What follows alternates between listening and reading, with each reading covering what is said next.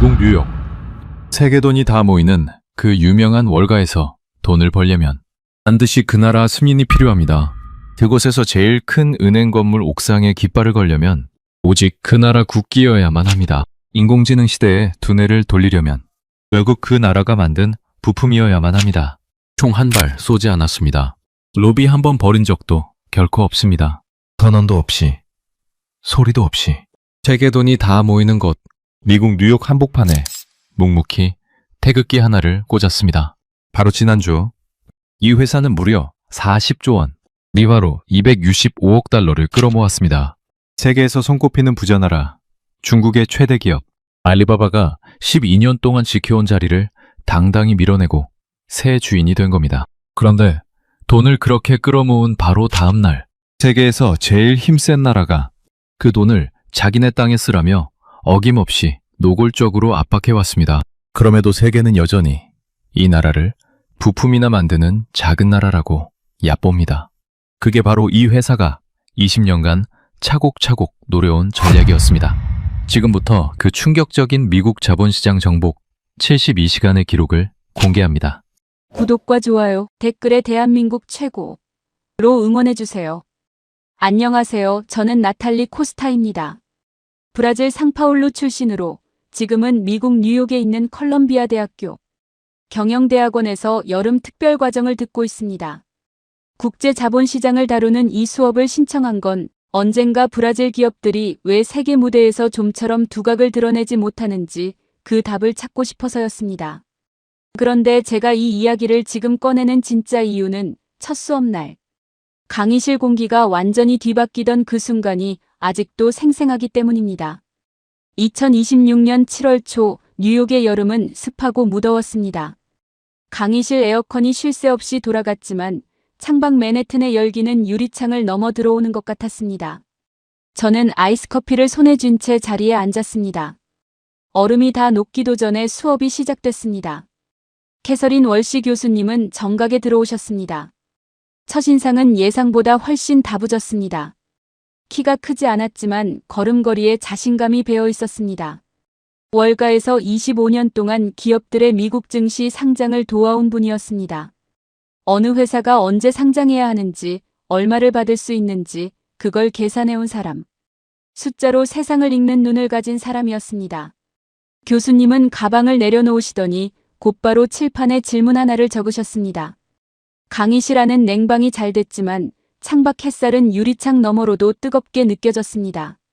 미국 증시에 상장한 외국 기업 가운데 역대 최대 규모로 자금을 모은 기업은 어디입니까? 중국 출신 웨이첸이 가장 먼저 대답했습니다. 알리바바입니다. 2014년 250억 달러였습니다. 교수님이 고개를 끄덕이셨습니다. 정확합니다. 그런데 웨이, 자네는 그 상장 당일 뉴욕 증권거래소에 있었습니까? 웨이가 잠시 머뭇거렸습니다. 아니요. 하지만 역사적인 날이었다고 배웠습니다.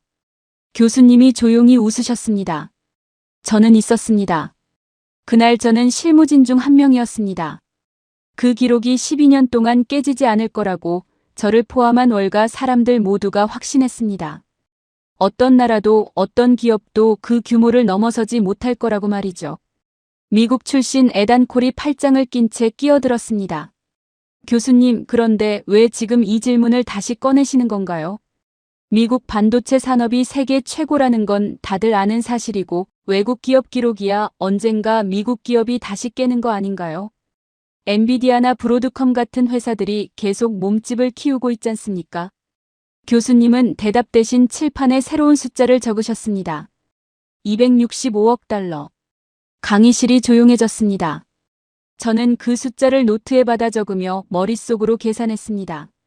알리바바보다 큰 숫자였습니다. 인도 출신 프리아 나이르가 물었습니다. 어느 회사인가요? 엔비디아인가요? 아니면 새로 상장한 다른 인공지능 회사인가요? 교수님은 잠시 뜸을 들이셨습니다. 그리고 천천히 말씀하셨습니다. 바로 지난주 7월 10일. 이 회사가 알리바바의 기록을 깼습니다. 에단이 눈썹을 치켜 올렸습니다. 목소리에 확신이 담겨 있었습니다. 그 정도 규모면 당연히 미국 기업이겠죠. 최근 팹리스 회사들 중에 누가 그렇게 컸는지 기억이 안 나서 그런데요. 혹시 퀄컴 계열사인가요? 교수님은 그 말에 바로 답하지 않으셨습니다. 대신 칠판에 짧은 단어 하나를 더 적으셨습니다. SK 하이닉스. 강의실이 완전히 얼어붙었습니다. 에단의 표정이 눈에 띄게 굳었습니다. 잠깐만요, 한국 회사라고요? 미국도 아니고요? 교수님이 에단을 바라보셨습니다. 그렇습니다. 그런데 그 표정, 흥미롭군요. 방금 자네 얼굴에 스친 그 놀라움. 그게 바로 오늘 우리가 풀어야 할 질문입니다. 멕시코 출신 하비에르 몬토야가 조심스럽게 물었습니다. 교수님, 그런데 그 회사, 결국 삼성이나 엔비디아 뒤에서 부품 대주는 회사 아닌가요? 에단이 재빨리 맞장구 쳤습니다. 맞아요. 부품 회사가 아무리 커봤자 두뇌를 만드는 건 결국 미국 기업 아닙니까? 설계도 없는 제조업체가 어떻게 이런 규모의 자금을 끌어모읍니까? 교수님이 조용히 말씀하셨습니다. 지금 두 사람이 한 그 말. 그게 바로 오늘 우리가 풀어야 할 질문입니다. 저는 펜을 쥔 손에 힘이 들어가는 걸 느꼈습니다. 창밖으로 맨해튼의 빌딩들이 뜨거운 햇살 아래 반짝이고 있었습니다. 교수님이 마지막으로 말씀하셨습니다. 오늘은 여기까지입니다. 에단, 다음 시간까지 이 회사가 어떤 회사였는지 직접 찾아오십시오. 자네가 방금 한 그 확신, 다음 시간에 다시 이야기해 봅시다. 강의실을 나서는데 에단의 얼굴이 여전히 붉어져 있었습니다. 웨이가 저에게 작게 속삭였습니다. 에단, 오늘 좀 세게 나갔죠. 미국 반도체가 최고라는 자부심이 워낙 강해서요. 저는 고개를 끄덕였습니다. 그날 밤 숙소로 돌아와 그 이름을 검색창에 쳐봤습니다. 화면이 뜨는 순간 저는 자판 위에서 손이 멈췄습니다. 예감이 좋지 않았습니다. 아니, 정확히는 예감이 너무 좋았습니다. 창밖으로 뉴욕의 야경이 펼쳐져 있었습니다. 자정이 가까운 시간이었는데도 도시는 잠들지 않았습니다. 저는 검색 결과 첫 화면에 뜬 회사 로고를 한참 들여다봤습니다. 낯설지만 어딘가 낯익은 이름이었습니다. 스마트폰이나 노트북을 살 때 스치듯 봤을 법한, 그런데 한 번도 제대로 눈여겨본 적 없는 이름이었습니다. 저는 룸메이트에게 문자를 보냈습니다. 혹시 SK 하이닉스라는 회사 알아? 답장은 금방 왔습니다. 몰라, 근데 왜? 저는 잠시 망설이다가 답을 보냈습니다. 오늘 수업에서 이 회사 얘기가 나왔는데 반이 아예 뒤집어졌어. 다음 날 아침 저는 평소보다 30분 일찍 일어났습니다. 수업 전에 조금이라도 더 찾아보고 싶었습니다. 지하철을 타고 학교로 가는 내내 저는 어젯밤 검색했던 몇 가지 숫자들을 다시 떠올렸습니다. 265억 달러라는 숫자가 계속 머릿속을 맴돌았습니다. 그 숫자 뒤에 어떤 이야기가 숨어 있을지 저는 짐작조차 하지 못한 채 강의실 문을 열었습니다. 두 번째 세미나였습니다. 강의실 창밖으로 허드슨강이 보였습니다. 저는 그날 유난히 일찍 도착해 자리에 앉았습니다. 밤새 검색한 자료들이 노트북 화면 가득 열려 있었습니다. 창밖으로는 조깅하는 사람들이 강변을 따라 뛰고 있었고 아침 햇살이 물결 위에서 잘게 부서지고 있었습니다. 월시 교수님이 들어오시기도 전에 에단이 먼저 입을 열었습니다. 목소리에 다시 자신감이 돌아와 있었습니다. 교수님, 제가 밤새 찾아봤습니다. SK 하이닉스는 결국 메모리 반도체 회사입니다. 데이터를 저장하는 부품이요. 두뇌를 만드는 건 엔비디아고 이 회사는 그 옆에서 기억장치를 끼워 넣는 역할일 뿐입니다. 미국이 설계하고 세계가 조립하는 구조. 그게 지금 반도체 산업의 진짜 그림입니다. 교수님이 자리에 앉으시며 고개를 끄덕이셨습니다. 흥미로운 표현이군요. 끼워 넣는 역할이라고 했습니다. 에단, 그 역할이 없으면 어떻게 됩니까? 에단이 잠시 말을 멈췄습니다. 그건 다른 회사가 끼워 넣으면 되지 않나요? 교수님이 고개를 저으셨습니다. 그게 오늘 우리가 다룰 이야기입니다. 저는 손을 들었습니다. 교수님, 제가 어젯밤 찾아본 바로는 이 회사가 만드는 게 그냥 메모리가 아니라 HBM이라는 특수한 부품이었습니다. 고대역 폭메모리라고 부르더라고요. 교수님이 칠판으로 걸어가셨습니다. 그리고 간단한 그림을 그리셨습니다. 커다란 상자 하나와 그 옆에 작은 창고 하나였습니다. 인공지능이 지금 이 순간에도 전 세계에서 쉬지 않고 계산을 하고 있습니다. 여러분이 챗봇에 질문을 던지고 1초 만에 답을 받는 것, 그 뒤에서 엄청난 양의 정보가 초고속으로 오가고 있다는 뜻입니다. 그런데 아무리 계산하는 두뇌, 그러니까 HBM 옆에 있는 큰 상자가 뛰어나도 그 정보를 빠르게 꺼내주고 채워주는 창고가 느리면 두뇌는 멈춰섭니다. HBM이 바로 그 창고입니다. 일반 창고보다 수십 배 빠르게 물건을 내주고 받아들이는 창고입니다. 프리아가 물었습니다. 그럼 그 창고를 아무 회사나 지을 수 있는 건 아니겠네요. 교수님이 고개를 끄덕이셨습니다. 정확합니다. 이 창고를 짓는 기술은 극도로 까다롭습니다. 여러 층의 메모리를 수직으로 쌓아 올리고 그 사이를 미세한 구멍으로 연결해야 합니다. 머리카락 굵기의 수백 분의 1 크기 구멍을 수천 개씩 뚫어야 하는데 하나라도 어긋나면 전체가 불량이 됩니다. 에단이 다시 반박했습니다. 그래도 그 창고 만드는 회사는 미국에도 있지 않습니까? 마이크론이요. 미국이 진짜 반도체 강국이라면 결국 마이크론이 앞서야 하는 거 아닙니까? 교수님이 처음으로 숫자를 제시하셨습니다. 마이크론도 열심히 하고 있습니다. 그런데 지금 이 HBM 시장에서 전 세계 공급량의 70% 이상을 이 회사와 삼성전자, 이 두 한국 기업이 차지하고 있습니다. 그리고 이 회사는 2013년 세계에서 가장 먼저 이 기술을 개발했습니다. 에단의 목소리가 조금 작아졌습니다. 그래도 엔비디아가 설계도를 그리는 게 핵심 아닙니까? 교수님이 고개를 끄덕이셨습니다. 엔비디아가 설계도를 아무리 훌륭하게 그려도 이 회사가 만든 창고 없이는 그 설계도가 실제로 작동하는 칩이 되지 못합니다. 자동차로 비유하면 이렇습니다. 아무리 정교한 엔진을 설계해도 기름을 제때 공급하는 연료관이 막히면 그 차는 단 1m도 움직이지 못합니다. 그래서 지금 전 세계 빅테크 기업들이 이 회사의 생산 일정에 맞춰 자신들의 계획을 짜고 있습니다. 웨이가 조용히 물었습니다. 그럼 엔비디아도 결국 이 회사한테 끌려다닌다는 말씀이신가요? 교수님이 답하셨습니다. 끌려다닌다기보다 서로를 필요로 한다는 게 더 정확합니다. 다만 그 힘의 균형이 많은 사람들의 예상과는 다른 방향으로 기울어 있다는 게 오늘의 요점입니다. 하비에르가 물었습니다. 그런데 교수님, 왜 하필 한국 회사들이 이 기술에서 앞선 건가요? 미국이나 일본, 대만처럼 반도체를 오래 해온 나라들도 많은데요. 교수님이 잠시 생각하시더니 답하셨습니다. 좋은 질문입니다. 그건 다음 시간의 이야기와 이어집니다. 지금은 딱 하나만 말씀드리죠. 이 회사가 처음부터 이런 위치에 있었던 건 아닙니다. 불과 10수년 전 이 회사는 팔리는 회사였습니다. 사겠다는 사람도 마땅치 않았던 회사였습니다. 강의실이 조용해졌습니다. 저는 노트에 그 숫자를 다시 한번 눌러 적었습니다. 70%. 에단은 팔짱을 낀 채 창밖을 바라보고 있었습니다. 강의실을 나서는데 에단이 저에게 조용히 말했습니다. 솔직히 좀 당황스럽네요.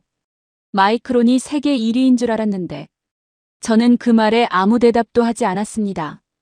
다음 시간이 궁금해졌습니다. 팔리는 회사였다는 그 말이 밤새 머릿속을 떠나지 않았습니다. 허드슨강 위로 저녁 노을이 붉게 번지고 있었습니다. 저는 그 노을을 보며 상파울루의 공장들을 떠올렸습니다. 브라질에도 한때 세계로 뻗어나가려던 기업들이 있었습니다. 그 기업들은 지금 어디에 있는지 저는 문득 궁금해졌습니다.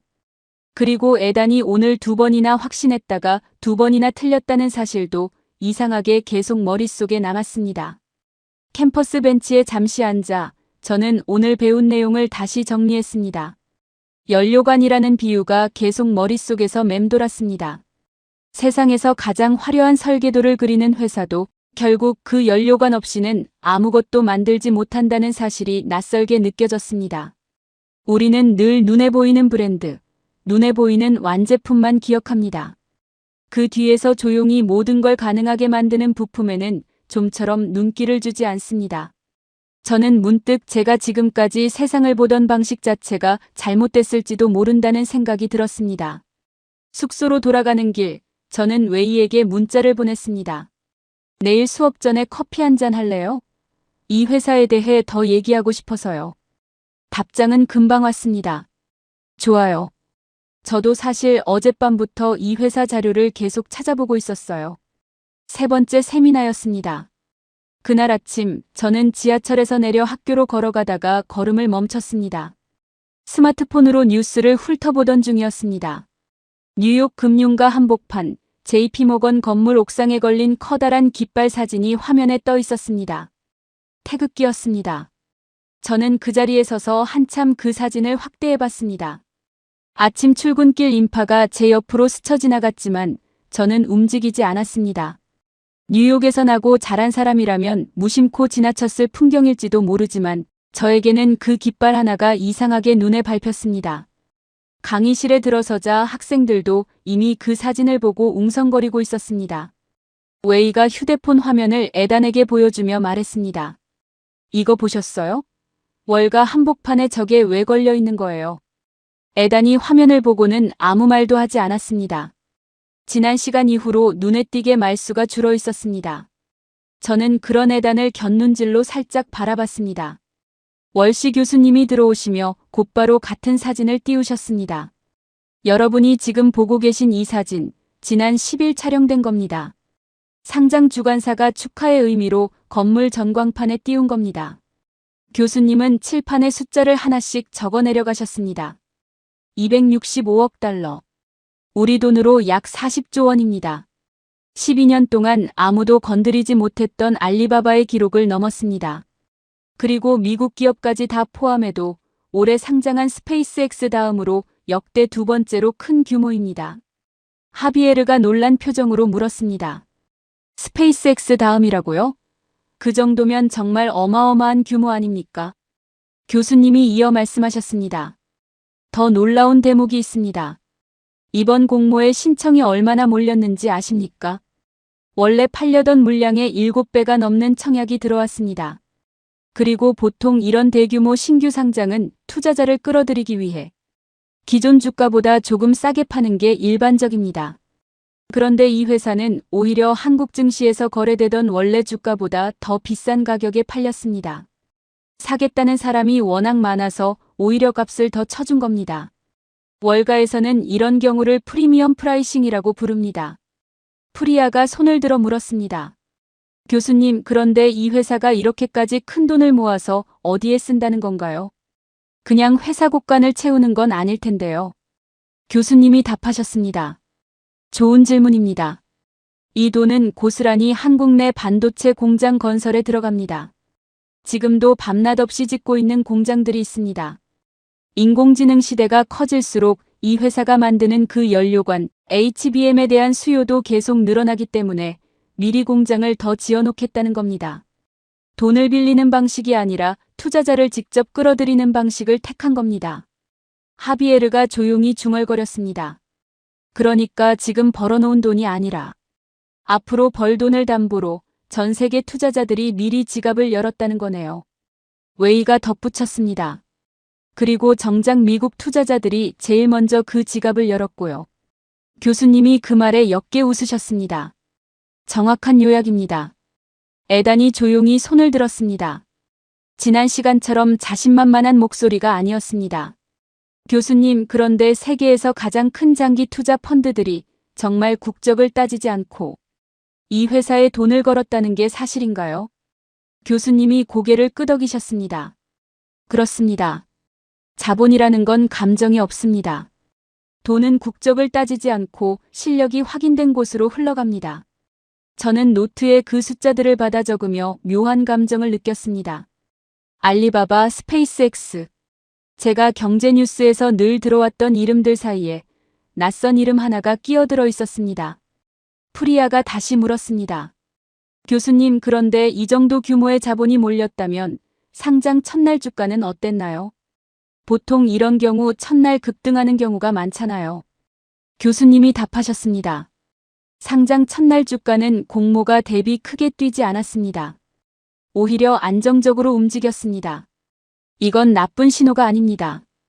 투기적인 자금이 아니라 장기적으로 이 회사를 믿고 들어온 진짜 투자자들이 줄을 이뤘다는 뜻입니다. 하루 반짝 오르고 많은 자금이 아니라는 겁니다. 교수님이 잠시 창밖을 바라보셨습니다. 그런데 여러분, 이 회사가 처음부터 이렇게 화려했던 건 절대 아닙니다.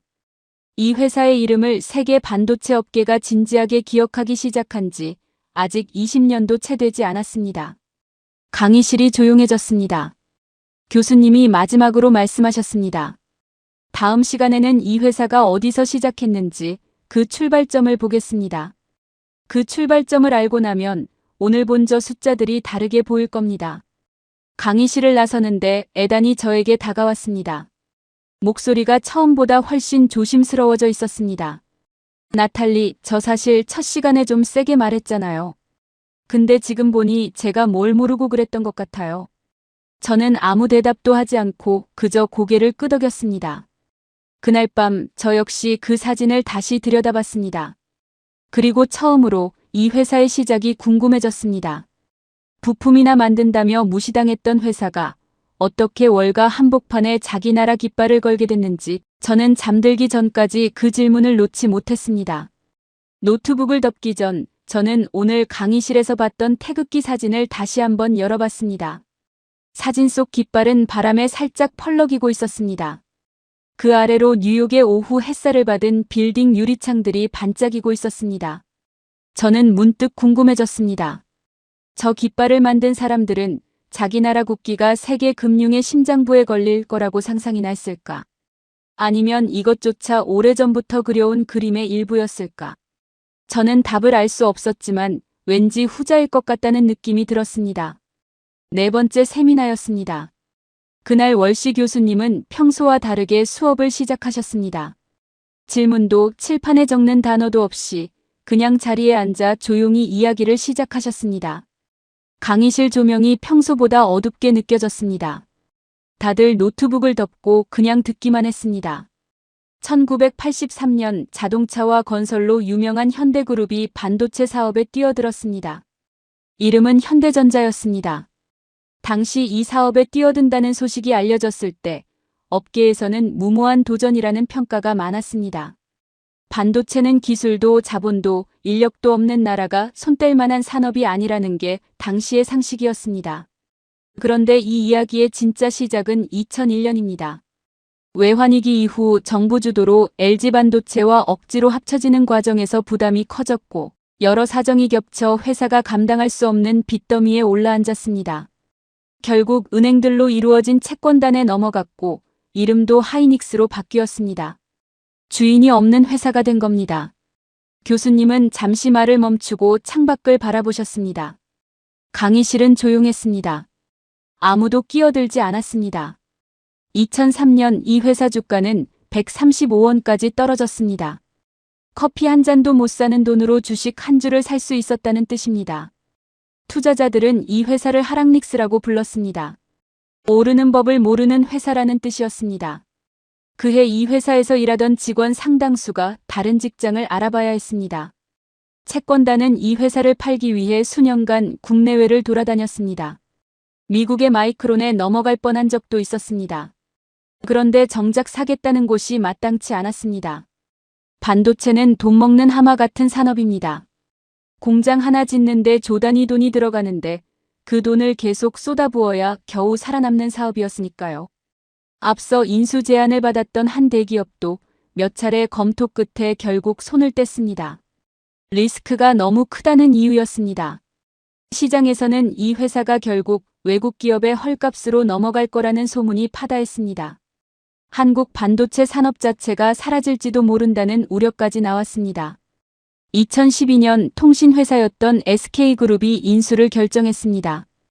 인수 금액은 우리 돈으로 3조 4천억 원가량이었습니다.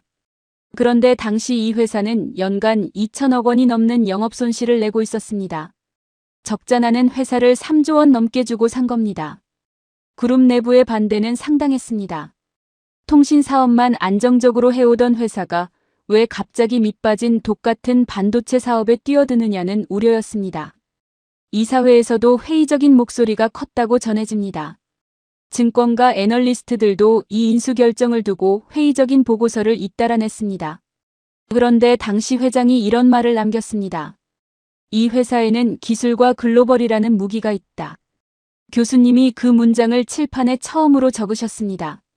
그리고 인수 다음 해인 2013년 이 회사는 시장에서 존재감도 없던 부품 하나를 개발하는데 회사의 명운을 걸었습니다.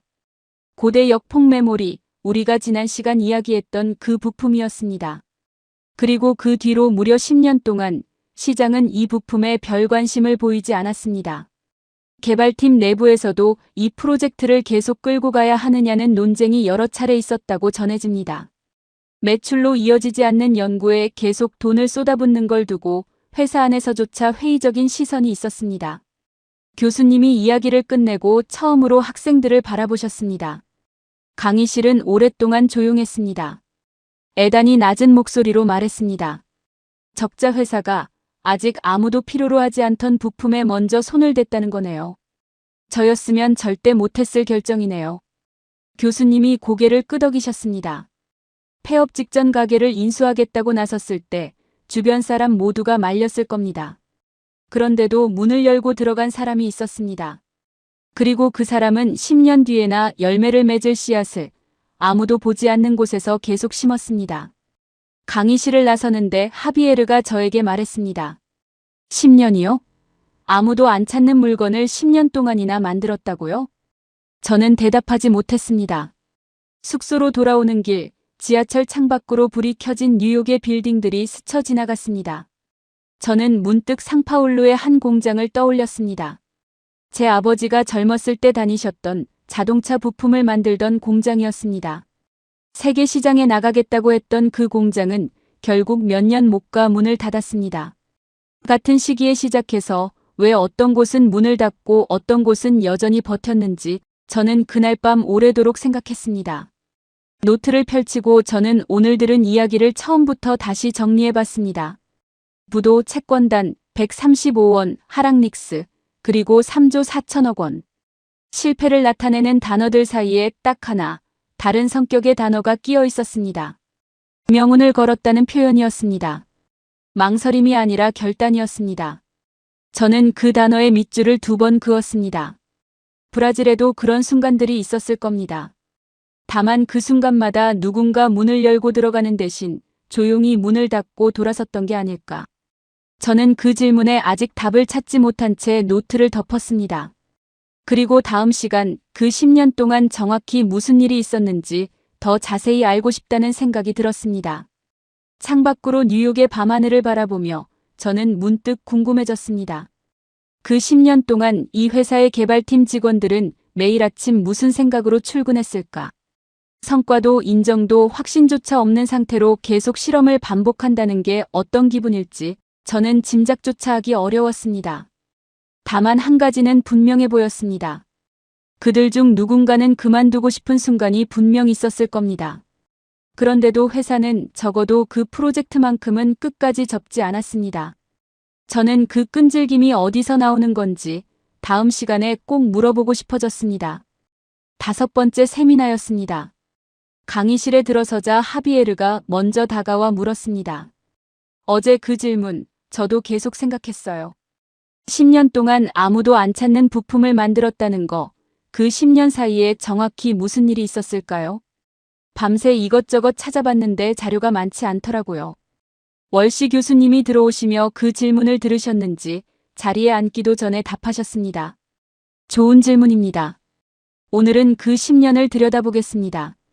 그리고 미리 말씀드리면 이 10년은 순탄한 상승 곡선이 아니었습니다. 벼랑 끝을 몇 번이나 오간 시간이었습니다. 교수님이 칠판에 연도를 하나씩 적어 내려가셨습니다.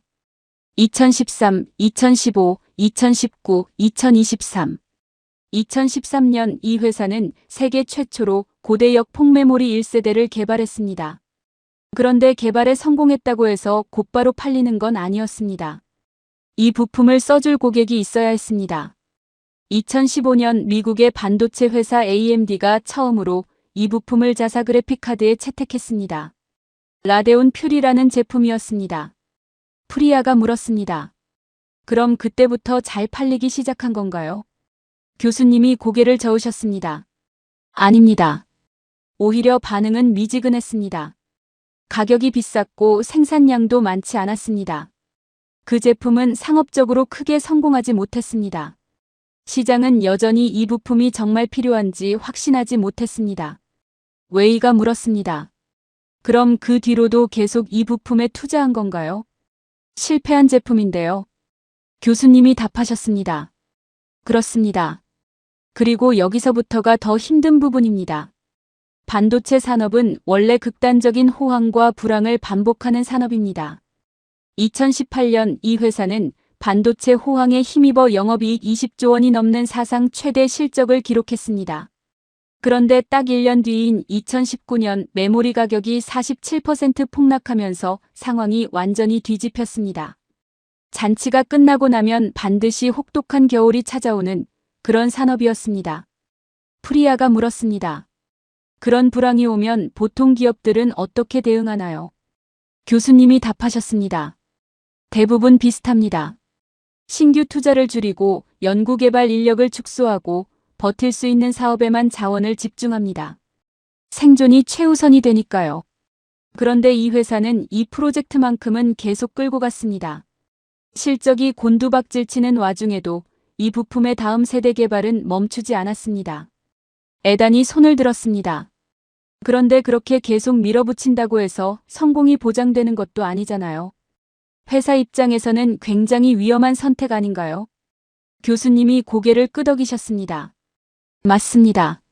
실제로 이 시기에 회사 안팎에서 이 프로젝트를 축소해야 한다는 목소리가 여러 번 나왔습니다. 그리고 가장 극적인 순간은 2023년에 왔습니다. 교수님이 칠판에 숫자를 적으셨습니다. 마이너스 7조 7천억 원. 강의실이 조용해졌습니다. 프리아가 물었습니다. 이게 무슨 숫자인가요? 교수님이 답하셨습니다. 2023년 이 회사의 연간 영업손실입니다. 창사 이래 최악의 적자였습니다. 메모리 반도체 가격이 폭락하면서 회사 전체가 그야말로 피를 흘리고 있었습니다. 그런데 바로 그 해, 정확히 같은 해에 이 회사는 3세대로 발전한 이 부품 HBM3을 세계 최초로 개발하는 데 성공했습니다. 그리고 몇 달 뒤 엔비디아의 인공지능 반도체에 이 부품을 공급하기로 계약을 맺었습니다. 하비에르가 놀란 목소리로 말했습니다. 회사가 사상 최악의 적자를 내던 바로 그 순간에 미래를 결정지을 기술이 완성됐다는 거네요. 교수님이 고개를 끄덕이셨습니다. 그렇습니다. 적자가 가장 깊었던 해가 동시에 10년 도박의 승부가 갈리던 해였습니다. 회사 전체가 무너질 것 같은 순간에도 이 프로젝트에 배정된 인력과 예산만큼은 크게 흔들리지 않았습니다. 웨이가 조용히 말했습니다. 저였으면 그 상황에서 이 프로젝트부터 정리했을 것 같아요. 교수님이 웨이를 바라보셨습니다. 대부분의 경영자가 그렇게 합니다. 눈앞의 출혈을 막는 게 우선이니까요. 그런데 10년을 내다보는 결정과 당장의 손실을 막는 결정은 종종 반대 방향을 가리킵니다. 이 회사는 그 갈림길에서 더 어려운 쪽을 선택했습니다. 훗날 이 회사의 회장은 한 인터뷰에서 그 시기 이사회에서도 계속 밀어붙일지를 놓고 격론이 있었다고 회고했습니다. 강의실이 오랫동안 조용했습니다. 저는 노트에 그 숫자를 다시 눌러 적었습니다. 마이너스 7조 7천억 원. 그리고 그 옆에 세계 최초 개발이라는 문구를 나란히 적었습니다. 같은 해, 같은 회사에서 일어난 두 가지 상반된 사건이었습니다. 교수님이 마지막으로 말씀하셨습니다. 다음 시간에는 이 10년의 도박이 정확히 어떤 결과로 이어졌는지 지금 이 순간의 시장 점유율로 확인해 보겠습니다. 강의실을 나서는데 애단이 저에게 말했습니다. 사상 최악의 적자를 내면서도 미래의 베팅을 놓지 않는다는 게 저는 아직도 잘 상상이 안 돼요. 저는 그 말에 조용히 웃었습니다. 저 역시 같은 생각이었지만 동시에 그 모순 같은 결정이 이상하게 마음에 남았습니다. 숙소로 돌아오는 길, 저는 그 두 숫자를 다시 떠올렸습니다. 마이너스 7조 7천억 원, 그리고 세계 최초 개발. 같은 회사, 같은 해에 벌어진 정반대의 사건이었습니다. 저는 문득 궁금해졌습니다. 그 겨울, 이 회사의 회의실에서는 어떤 대화가 오갔을까? 숫자만 보면 당장 모든 걸 멈춰야 할 것 같은 상황에서 누군가는 계속 가자고 말했을 겁니다. 그리고 그 말이 받아들여졌다는 것. 저는 그 사실 하나가 이 회사의 10년을 통틀어 가장 중요한 순간이었을지도 모른다고 생각했습니다. 6번째 세미나였습니다. 그날은 유난히 하늘이 맑았습니다. 강의실 창으로 들어오는 햇살이 책상 위에 길게 늘어졌습니다. 저는 지난주 내내 이 회사의 최근 소식을 찾아보며 한 가지 사실을 발견했습니다. 노트북 화면에는 밤새 저장해둔 기사 스크랩이 여러 개 열려 있었습니다. 저는 그 사실을 먼저 꺼내고 싶어 손이 근질거렸습니다. 월시 교수님이 자리를 잡으시자마자 저는 손을 들었습니다. 교수님, 제가 찾아봤는데요. 이 회사 지난달 시가총액에서 삼성전자를 넘어섰더라고요. 한국 안에서 1등이던 회사를 제친 겁니다. 교수님이 고개를 끄덕이셨습니다. 정확합니다. 6월 22일, 이 회사는 삼성전자를 시가총액에서 앞질렀습니다. 격차는 약 18조 원이었습니다. 이번엔 웨이가 반박하고 나섰습니다. 그런데 교수님, 그건 결국 반도체 경기가 좋아서 그런 거 아닙니까? 지난 시간에 배운 것처럼 이 산업은 호황과 불황을 반복한다면서요. 지금은 호황이니까 오른 거지, 인공지능 붐이 꺼지면 다시 원래대로 돌아가지 않을까요? 교수님이 잠시 웨이를 바라보셨습니다. 그리고 지난 시간 우리가 이야기했던 그림을 다시 칠판에 그리셨습니다. 엔진 하나와 그 옆에 연료관 하나였습니다. 웨이, 자네 말대로 유행은 꺼질 수 있습니다. 그런데 아무리 훌륭한 설계도가 있어도 그 설계도대로 실제 물건을 만들어줄 곳이 없으면 그 설계는 그림일 뿐입니다. 지금 전 세계에서 이 특수한 부품, HBM을 대량으로 안정적으로 만들 수 있는 곳이 어디인지 아십니까? 프리아가 답했습니다. 지난 시간에 배웠잖아요. 이 회사와 삼성전자 두 곳이라고 하셨죠. 교수님이 고개를 끄덕이셨습니다. 그리고 이 회사가 그 중에서도 시장의 절반이 넘는 몫을 가져갑니다. 최근 집계로는 60% 안팎입니다. 요리에 비유하면 이렇습니다. 아무리 훌륭한 레시피가 있어도 그 레시피에 들어갈 재료를 구할 수 없으면 요리는 완성되지 않습니다. 지금 세계 인공지능 산업이라는 주방에서 이 회사가 그 핵심 재료를 쥐고 있는 겁니다. 에단이 손을 들었습니다. 이번엔 반박이 아니었습니다. 교수님, 그럼 이 회사가 처음 이 부품을 개발한 게 2013년이라고 하셨는데 지난 시간 들었던 그 험난한 10년을 지나서 지금 그 결실이 정확히 어떻게 나타나고 있는 건가요? 교수님이 답하셨습니다. 좋은 질문입니다. 지금 전 세계에서 가장 강력한 인공지능 반도체를 만드는 엔비디아가 자기네 최신 칩에 들어가는 이 부품의 상당 부분을 이 회사에서 공급받습니다. 최근 시장 조사기관들의 집계에 따르면 엔비디아에 들어가는 이 부품 물량의 3분의 2 이상이 이 회사 몫으로 알려져 있습니다. 그리고 세계에서 가장 큰 기술 기업들이 이 회사의 생산 일정에 맞춰 자신들의 서버 증설 계획을 짭니다. 시장은 항상 늦게 알아봅니다. 먼저 만든 사람만이 먼저 그 열매를 가져갑니다. 프리아가 놀란 표정으로 물었습니다. 3분의 2요? 그럼 나머지 3분의 1을 놓고 다른 회사들이 다투는 거네요. 교수님이 고개를 끄덕이셨습니다. 정확합니다.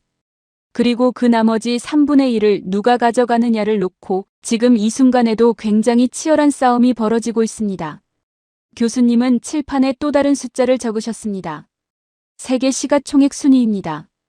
대만의 반도체 기업, 사우디아라비아의 석유 기업, 그리고 이 회사, 그 다음 삼성전자, 그 다음 중국의 인터넷 기업과 은행이 뒤를 잇습니다. 한 나라가 세계 10위권 안에 서로 다른 두 기업을 올려놓은 겁니다. 미국을 빼면 사실상 유일한 나라입니다. 프리아가 놀란 표정으로 물었습니다. 그럼 이 나라가 미국 다음으로 1조 달러가 넘는 기업을 두 개나 가진 나라라는 말씀이신가요? 교수님이 고개를 끄덕이셨습니다. 그렇습니다. 그런 기업을 두 개나 갖고 있다는 건 우연으로 설명할 수 있는 일이 아닙니다.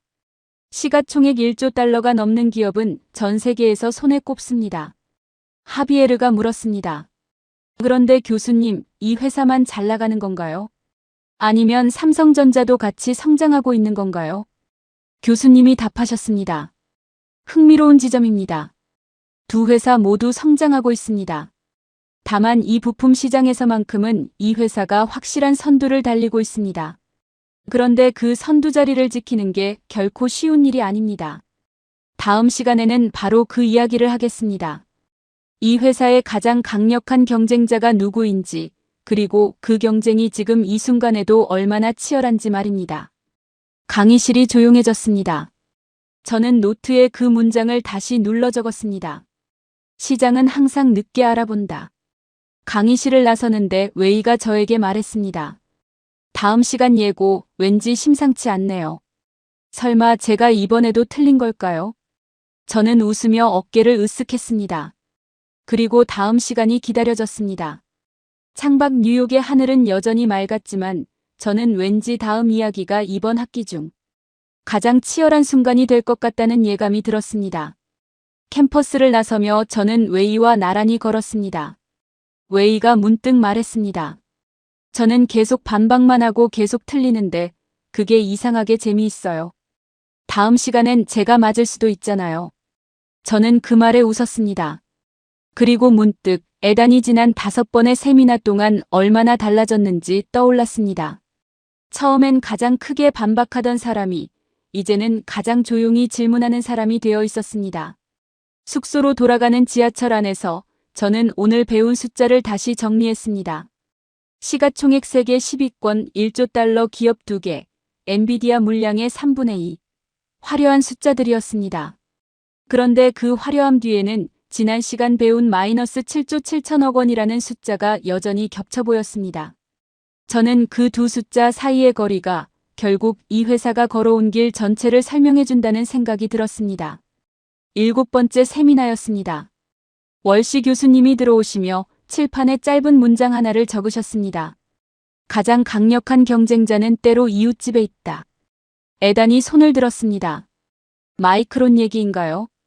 교수님이 고개를 저으셨습니다. 마이크론도 강력한 경쟁자입니다. 그런데 오늘 이야기의 진짜 주인공은 삼성전자입니다. 같은 나라, 같은 산업, 같은 부품을 만드는 회사입니다. 웨이가 놀란 표정으로 물었습니다. 삼성전자요? 저는 삼성전자가 세계 반도체 1위인 줄 알았는데요. 스마트폰도 만들고 텔레비전도 만들고 반도체도 만드는 그 회사잖아요. 교수님이 답하셨습니다.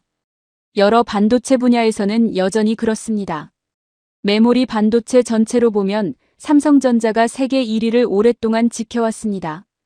그런데 이 특정 부품, HBM에서만큼은 이야기가 다릅니다.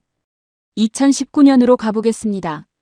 당시 삼성전자 내부에서는 이 부품이 사업성이 없다는 판단이 나왔습니다. 시장이 너무 작고 수요도 불확실하다고 본 겁니다. 그래서 상대적으로 투자와 관심을 줄였습니다. 프리아가 놀란 목소리로 말했습니다. 세계 1위 기업이 오판을 했다는 건가요? 교수님이 고개를 끄덕이셨습니다. 그렇습니다. 그리고 그 판단이 몇 년 뒤 뼈아픈 결과로 돌아왔습니다. 2023년 우리가 지난 시간 이야기했던 그 회사가 엔비디아에 이 부품을 사실상 독점으로 공급하는 계약을 맺으면서 완전히 앞서 나가기 시작했습니다. 그리고 이듬해 삼성전자가 야심차게 준비한 다음 세대 제품이 엔비디아의 품질 테스트를 통과하지 못했다는 소식이 로이터 통신을 통해 보도됐습니다. 하비에르가 물었습니다. 세계 최고 기술력을 가졌다는 회사가 품질 테스트에서 떨어졌다는 거네요. 교수님이 고개를 끄덕이셨습니다. 그만큼 이 부품을 만드는 기술이 까다롭다는 뜻이기도 합니다. 층층이 쌓아 올린 메모리 칩 사이에 수천 개의 미세한 통로를 뚫는 공정인데 발열과 수율 문제를 동시에 잡아야 합니다. 오랜 시간 공을 들인 회사와 뒤늦게 뛰어든 회사 사이의 격차가 이 대목에서 고스란히 드러난 셈입니다. 에단이 물었습니다. 그럼 그 시기에 두 회사의 분위기는 완전히 달랐겠네요. 교수님이 고개를 끄덕이셨습니다. 그렇습니다. 같은 시기 이 회사가 만든 부품에 대해서는 아주 상징적인 장면이 하나 있었습니다. 지난달 대만에서 열린 반도체 전시회에서 엔비디아의 최고 경영자가 이 회사 부스를 방문해서 신제품 웨이퍼에 직접 사인을 남겼습니다. 그 문구가 무엇이었는지 아십니까? 강의실이 조용해졌습니다. 교수님이 말씀하셨습니다. 더 만들어달라. 에단이 나지막이 감탄했습니다. 세계에서 가장 영향력 있는 반도체 회사 최고 경영자가 직접 부탁을 했다는 거네요. 교수님이 고개를 끄덕이셨습니다. 그렇습니다. 그런데 여기서 이야기가 끝나지 않습니다. 삼성전자도 가만히 있지 않았습니다. 웨이가 물었습니다. 그럼 지금은 상황이 역전된 건가요?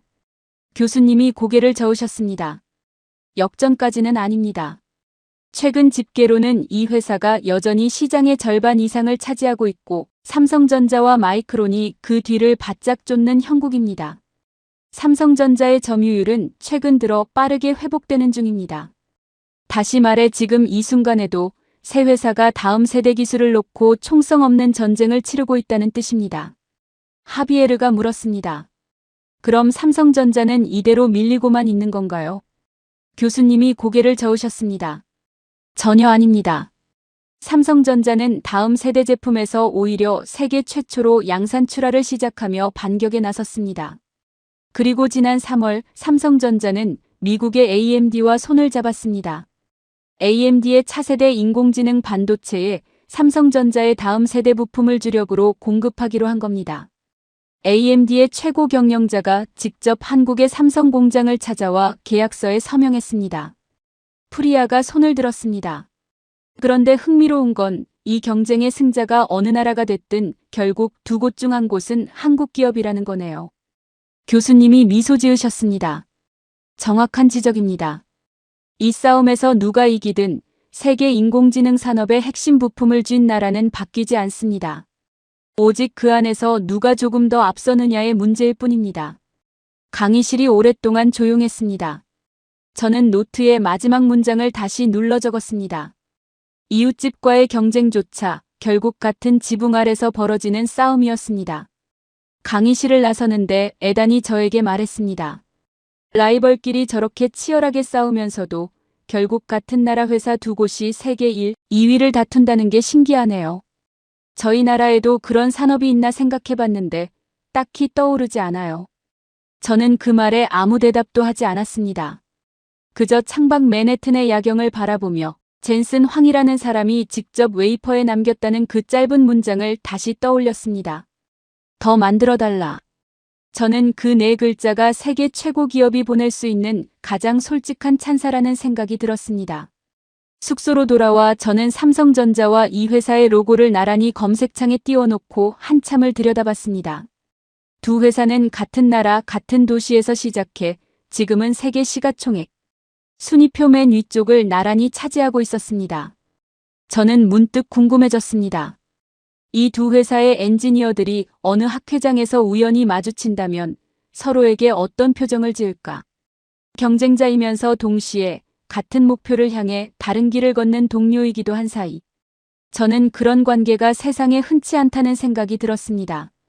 한 나라 안에서 이런 수준의 경쟁이 동시에 두 곳에서 벌어진다는 것 자체가 어쩌면 이 나라를 설명하는 또 하나의 단서일지도 모른다고 생각하며 저는 노트북을 덮었습니다. 8번째 세미나였습니다. 지난 시간 삼성전자와의 치열한 경쟁 이야기를 듣고 난 뒤라 그날 강의실 분위기는 평소보다 한층 들떠 있었습니다. 그런데 그 들뜬 분위기는 오래가지 않았습니다. 그날따라 강의실 분위기가 평소와 달랐습니다. 웨이가 자리에 앉기도 전에 노트북 화면을 저에게 들이밀었습니다. 나탈리, 이거 봤어요? 지난주 한국 증시가 폭락했다는 기사예요. 코스피 지수가 하루 만에 8% 넘게 빠지면서 거래가 일시 정지됐대요. 월시 교수님이 들어오시며 그 대화를 들으셨습니다. 그리고 곧바로 칠판에 그래프를 그리셨습니다. 6월 말 최고점을 찍은 뒤 뚝 떨어지는 모양이었습니다. 교수님이 말씀하셨습니다. 좋은 지적입니다. 이 회사 주가는 상장을 코앞에 두고 최고가 대비 약 30% 넘게 조정을 받았습니다. 그런데 여러분, 이 회사가 오랫동안 시달려온 더 근본적인 문제가 있습니다. 코리아 디스카운트라는 말을 들어봤습니까? 에단이 조심스럽게 물었습니다. 한국 기업들이 저평가받는다는 그거요? 교수님이 고개를 끄덕이셨습니다. 정확합니다. 이 회사는 마이크론과 실력이 비슷하거나 오히려 앞서는 대목이 많은데도 오랫동안 미국 증시의 마이크론보다 낮은 가격에 거래됐습니다. 실력은 증명됐는데 가격은 늘 깎여 있었다는 뜻입니다. 프리아가 물었습니다. 그럼 이유가 뭔가요? 교수님이 답하셨습니다. 여러 이유가 겹칩니다. 접근성 문제도 있고 배당이 인색하다는 오랜 평판도 있었습니다. 그런데 그 평판이라는 게 시작은 합리적인 이유였을지 몰라도 시간이 지나면서 관성처럼 굳어버렸습니다. 실력이 아무리 좋아져도 색안경이 벗겨지지 않는 겁니다. 웨이가 목소리를 높였습니다. 그것 보세요. 그러니까 이번 상장도 결국 그 저평가를 벗어나려는 몸부림 아닌가요? 저는 아직도 이게 진짜 실력인지 운이 좋았던 건지 확신이 안 서요. 교수님이 웨이를 바라보셨습니다. 정직한 질문입니다. 그런데 흥미로운 지점이 바로 여기입니다. 시장이 흔들리고 저평가 논란까지 겹친 바로 그 시점에 이 회사는 상장 일정을 미루지 않았습니다. 오히려 예정대로 밀어붙였습니다. 하비에르가 물었습니다. 그래서 결과는요? 교수님이 답하셨습니다. 원래 팔려던 물량의 7배가 넘는 청약이 들어왔습니다. 폭락과 저평가 우려 속에서도 오히려 프리미엄을 얹어서 팔렸습니다. 폭풍이 온다는 예보 속에서도 배가 빈자리 없이 만석으로 출항한 셈입니다. 애단이 다시 손을 들었습니다. 그런데 교수님, 자기 나라 증시는 그렇게 흔들렸는데 정작 미국 상장에는 지장이 없었다는 게 이상하지 않나요? 교수님이 답하셨습니다. 국내 증시의 단기적인 출렁임과 세계 자본시장에서 검증받은 실력은 서로 다른 층위의 문제입니다. 장기 자금을 굴리는 세계적인 펀드들은 몇 년 뒤를 보고 움직입니다. 그들의 눈에는 단기 조정보다 10년 넘게 쌓아온 기술, 격차와 그동안 부당하게 깎여있던 저평가가 더 크게 보였다는 뜻입니다. 프리아가 조용히 중얼거렸습니다. 그러니까 파도는 쳤지만 그 밑에 있던 오래된 억울함이 이번에 풀렸다는 거네요. 그런데 그 말을 하다 보니 인도가 겪었던 일이 떠오르네요. 교수님이 프리아를 바라보셨습니다. 어떤 일입니까? 프리아가 답했습니다. 2023년 인도 정부가 국가적으로 밀어붙이던 반도체 프로젝트가 있었습니다. 대만의 폭스콘과 인도의 베단타 그룹이 195억 달러, 우리 돈으로 25조 원 규모의 합작 공장을 짓기로 했었습니다. 총리가 직접 나서서 챙기던 국가적 사업이었습니다. 그런데 1년 만에 폭스콘이 돌연 철수했습니다. 비슷한 시기에 다른 외국 기업들의 30억 달러짜리 투자 2건도 줄줄이 중단됐습니다. 화려하게 시작했다가 버티는 힘이 없어서 무너진 겁니다. 하비에르도 조용히 말했습니다. 멕시코도 비슷합니다. 국경 근처에 조립 공장들이 빽빽하게 들어서 있습니다. 마킬라도라라고 부릅니다. 그런데 대부분 부품을 수입해서 조립만 하고 다시 수출합니다. 멕시코 브랜드로 세계 시장에 나가는 제품은 좀처럼 없습니다. 공장은 있는데 그 공장의 주인이 우리가 아니었던 겁니다. 교수님이 고개를 끄덕이셨습니다. 정확한 표현입니다. 실력을 오랫동안 인정받지 못한 자의 서름, 그리고 버티지 못하고 중간에 멈춘 자의 후회. 그게 이번 상장 흥행의 배경에 겹쳐 있습니다. 교수님이 마지막으로 말씀하셨습니다. 그런데 여러분, 이 회사가 세계 자본시장을 정복한 바로 다음 날 또 다른 시험이 이 회사를 기다리고 있었습니다. 이번엔 시장이 아니라 국가 권력이 건 시험이었습니다. 그것도 다른 나라가 아니라 세계에서 가장 강력한 나라였습니다. 강의실이 순간 술렁였습니다. 애단의 표정이 눈에 띄게 굳었습니다. 강의실을 나서는데 애단이 저에게 말했습니다. 국가 권력이라니 설마 우리 정부 얘기는 아니겠죠. 저는 아무 대답도 하지 않았습니다. 다음 시간이 왠지 무겁게 느껴졌습니다. 캠퍼스를 가로지르는데 저 멀리 허드슨강 위로 노을이 지고 있었습니다. 오래된 억울함이라는 말이 그날 밤새 제 머릿속을 떠나지 않았습니다. 숙소로 돌아와 저는 노트를 펼쳤습니다. 오늘 배운 2가지 실패, 인도의 25조 원짜리 무산된 공장과 멕시코의 조립 공장들을 나란히 적어봤습니다. 두 나라 모두 자원도, 인구도, 심지어 초기 투자 유치 능력도 부족하지 않았습니다. 부족했던 건 단 하나, 흔들릴 때 버티는 힘이었습니다. 저는 그 단어 옆에 물음표를 하나 그렸습니다. 그 힘은 어디서 오는 걸까? 정책에서 오는 걸까? 사람에게서 오는 걸까? 아니면 둘 다일까? 저는 답을 알 수 없었지만 적어도 질문이 무엇인지는 이제 알 것 같았습니다. 9번째 세미나였습니다. 강의실에 들어서자 분위기가 사뭇 달랐습니다. 학생들이 이미 자리에 앉아 조용히 화면을 들여다보고 있었습니다. 저도 서둘러 자리에 앉아 노트북을 열었습니다. 창밖 하늘은 유난히 흐렸고 습한 공기가 강의실까지 스며드는 것 같았습니다. 지난 시간 교수님이 예고했던 그 국가 권력이라는 단어가 저는 밤새 머릿속을 떠나지 않았습니다. 월시 교수님이 들어오시며 곧바로 화면을 띄우셨습니다. 뉴스 기사 제목이 크게 떠 있었습니다. 에단의 얼굴이 그 제목을 보자마자 굳었습니다. 교수님이 말씀하셨습니다. 지난 시간 예고했던 그 이야기입니다. 이 회사가 40조 원을 조달하는 데 성공하자 바로 다음 날 미국 행정부에서 메시지가 나왔습니다. 상무장관이 이렇게 말했습니다. 삼성과 SK도 질투심을 느껴 결국 미국에 공장을 지을 것이다. 강의실이 술렁였습니다. 하비에르가 놀란 목소리로 물었습니다. 잠깐만요. 그 돈은 원래 한국에 공장 짓겠다고 모은 돈 아니었나요? 교수님이 고개를 끄덕이셨습니다. 정확합니다. 이 회사는 조달한 돈 대부분을 한국 내 용인 공장 건설에 쓰겠다고 이미 밝힌 상태였습니다. 그런데 상장이 성사되자마자 그 돈을 미국에 쓰라는 압박이 들어온 겁니다. 심지어 대통령도 앞서 이런 말을 한 적이 있습니다. 대만이 우리 반도체 산업을 수년간 훔쳐갔다. 세계 반도체 산업의 절반을 미국이 갖겠다. 에단이 방어적으로 말했습니다. 그런데 그게 자국 산업을 지키려는 정당한 정책 아닌가요? 미국도 미국의 이익을 챙길 권리가 있잖아요. 교수님이 에단을 똑바로 바라보셨습니다. 강의실이 조용해졌습니다. 에단, 자국의 이익을 챙기는 것과 남이 이미 세운 계획에 끼어들어 그 목까지 요구하는 것은 다른 문제입니다. 게다가 이 회사는 이미 미국에도 상당한 투자를 해왔습니다. 미국 기업들과 장기 공급 계약도 맺어왔고요. 그런데 그것으로는 부족하다는 겁니다. 상장으로 모은 돈까지 내놓으라는 겁니다. 하비에르가 끼어들었습니다. 그러니까 이미 충분히 협력하고 있는데 더 내놓으라고 압박한다는 거네요. 교수님이 고개를 끄덕이셨습니다. 그 회사가 스스로 세운 세 마디만 기억하십시오. 그 돈은 이 회사의 것입니다. 그 계획은 이 회사가 오랜 실패와 인내 끝에 세운 계획입니다. 그리고 지금 그 계획을 지키겠다는 게 정말 부당한 겁니까? 아니면 다 차려놓은 밥상에 뒤늦게 숟가락을 얹으려는 쪽이 부당한 겁니까?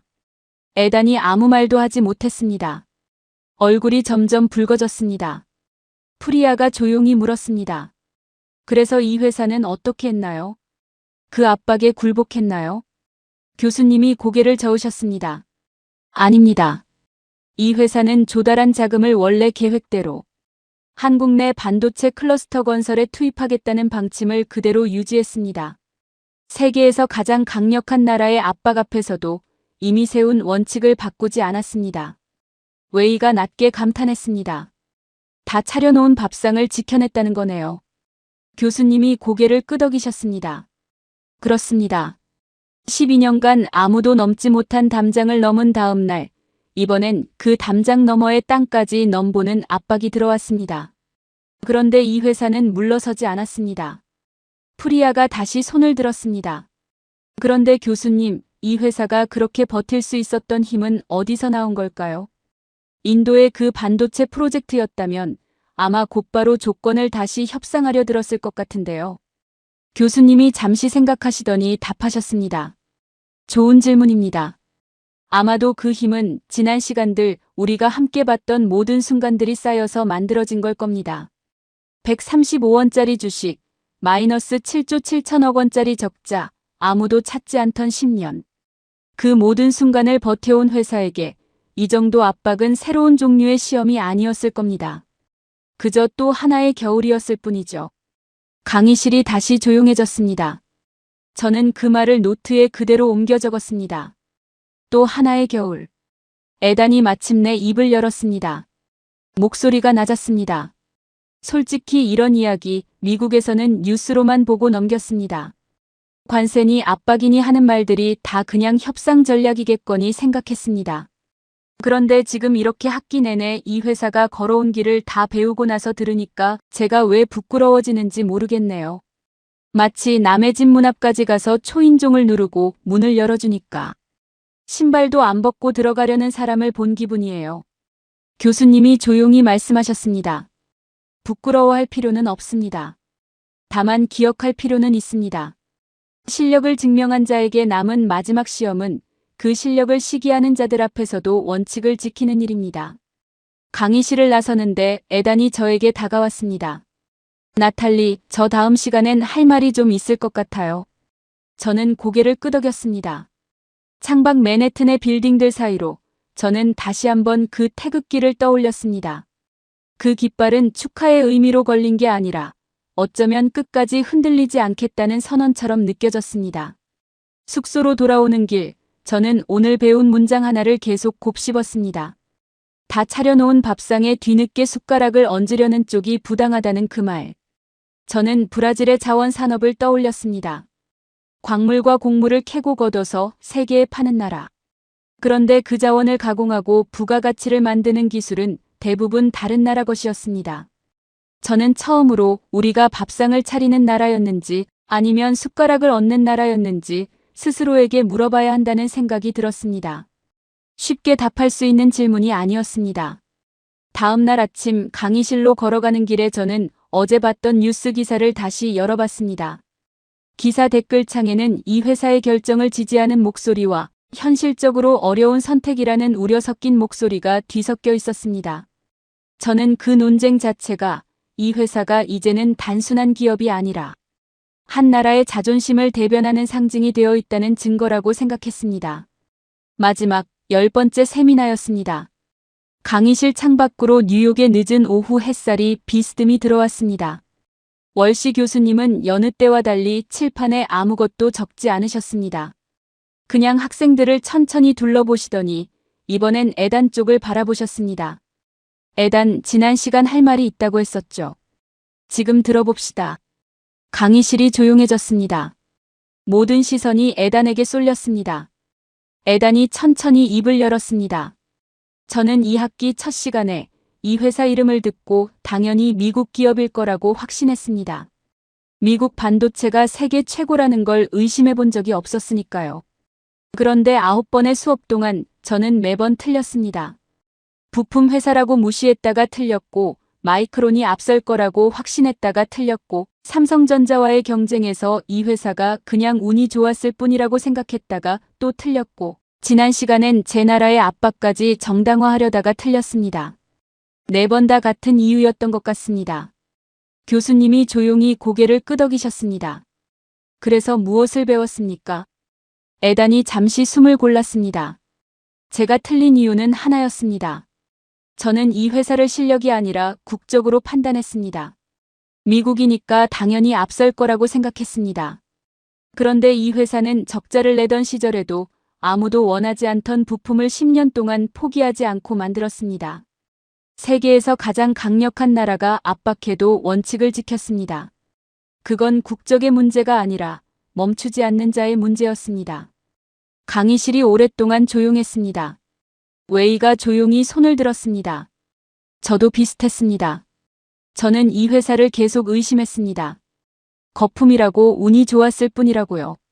그런데 돌이켜보면 저는 매번 반박할 때마다 새로운 사실이 나오면 조용히 입을 다물었습니다.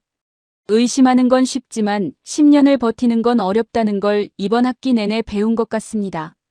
그리고 사실 저희 나라에도 비슷한 갈림길이 여러 번 있었습니다. 다만 저희는 늘 더 빠른 길, 더 확실해 보이는 길을 택했습니다. 그 선택이 늘 틀렸다고는 할 수 없지만 적어도 이 회사가 걸어온 길과는 달랐습니다. 프리아도 덧붙였습니다. 인도도 한때 반도체 산업을 키우겠다고 여러 번 선언했습니다. 그런데 화려한 선언 뒤에서 묵묵히 실패를 반복하며 버티는 지루한 과정에는 관심이 없었습니다. 이번 학기를 들으면서 그 지루한 버팀의 시간이 훨씬 더 중요하다는 걸 깨달았습니다. 총리가 나서서 발표하는 순간은 화려하지만 그 발표 이후 아무도 지켜보지 않는 그 긴 시간이 진짜 승부처였던 겁니다. 하비에르도 조용히 말했습니다. 멕시코도 마찬가지였습니다. 우리는 늘 큰 발표, 큰 협정에 집중했지. 그 협정 뒤에 남는 것이 우리 것인지 남의 것인지는 깊이 따지지 않았습니다. 공장의 숫자만 세느라 그 공장의 주인이 누구인지는 놓치고 있었던 겁니다. 저도 손을 들었습니다. 저는 브라질에서 왔습니다. 제 아버지는 젊었을 때 자동차 부품 공장에서 일하셨습니다. 그 공장도 한때는 세계로 나가겠다는 꿈이 있었습니다. 그런데 몇 년 못 가 문을 닫았습니다. 사실 어젯밤 저희 나라 수출 통계를 다시 찾아봤습니다. 작년 브라질의 최대 수출품 3가지가 원유와 대두와 철광석이었습니다. 이 3가지만 합쳐도 전체 수출의 35%에 가까웠습니다. 10대 수출 품목은 전부 다 원자재였고 그 비중이 절반을 넘었습니다. 땅에서 캐내고 밭에서 거둔 것들이 여전히 우리나라를 먹여 살리고 있다는 뜻이었습니다. 이 수업을 듣는 내내 저는 왜 어떤 나라는 문을 닫고 어떤 나라는 끝까지 버텼는지 계속 생각했습니다. 이제는 조금 알 것 같습니다. 포기하지 않은 사람이 있었다는 것, 그리고 그 사람이 압박 앞에서도 흔들리지 않았다는 것. 그게 전부였습니다. 교수님이 학생들을 천천히 둘러보시며 말씀하셨습니다. 자본은 거짓말을 하지 않습니다. 세계에서 가장 냉정한 투자자들이 국적도 브랜드 인지도도 따지지 않고 이 회사에 돈을 걸었습니다. 그리고 그 돈을 지켜낸 것도 결국 이 회사 자신이었습니다. 돈은 실력을 알아봅니다. 그리고 이번에 세계 자본이 그 실력을 직접 증명했습니다. 교수님이 마지막으로 물으셨습니다. 나탈리, 논문 주제는 정했습니까? 저는 고개를 끄덕였습니다. 네. 왜 어떤 나라는 위기와 압박 속에서도 멈추지 않는가? 그 질문을 파고들어 보려 합니다. 교수님이 미소 지으셨습니다. 좋은 주제입니다. 강의실을 나서며 저는 다시 한번 창밖을 바라봤습니다. 맨해튼의 빌딩들 사이로 노을이 붉게 번지고 있었습니다. 그 어딘가에 여전히 태극기가 걸려 있을 것 같았습니다. 숙소로 돌아오는 길, 저는 노트 첫 페이지를 다시 펼쳤습니다. 첫 수업날 적어뒀던 메모 위에 줄을 긋고 새로 이렇게 적었습니다. 부품을 쥔 자가 세계를 움직인다. 그리고 그 아래 한 줄을 더 적었습니다. 멈추지 않는 것, 그것이 결국 전부였다. 저는 아버지께 전화를 걸었습니다. 늦은 밤이었지만 왠지 지금 말씀드려야 할 것 같았습니다. 아버지, 저 논문 주제 정했어요. 왜 어떤 나라는 압박 속에서도 포기하지 않는지 그 이야기를 써보려고요. 전화 너머로 아버지가 잠시 침묵하셨습니다. 그리고 조용히 말씀하셨습니다. 나탈리, 그 답을 찾으면 꼭 아빠한테도 알려줘. 나도 평생 궁금했던 질문이었으니까. 저는 전화를 끊고 창밖을 다시 바라봤습니다. 뉴욕의 밤은 여전히 환했습니다. 이 도시 어딘가 한 회사의 이름이 걸린 빌딩 옥상에서 깃발 하나가 아직 펄럭이고 있을 것이었습니다. 10번의 세미나 동안 저는 부품 하나가 세계를 어떻게 움직이는지 배웠습니다. 그리고 그보다 더 오래 남을 배움은 따로 있었습니다. 멈추지 않는다는 것은 재능이 아니라 선택이라는 것. 그 선택을 반복한 사람들이 결국 세계가 인정할 수밖에 없는 자리에 올라선다는 것이었습니다. 영상을 끝까지 시청해 주셔서 감사합니다.